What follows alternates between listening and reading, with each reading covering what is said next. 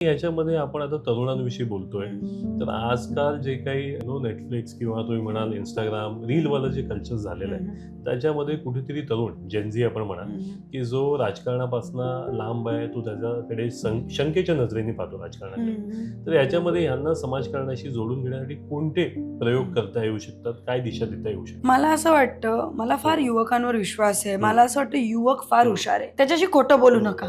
त्याला खरं काय खोटं काय कळतं. त्याला गोदी मीडिया कळते. एखाद्या सिरियल मधनं तुम्ही तुमचा अजेंडा कसा देताय हे कळतं.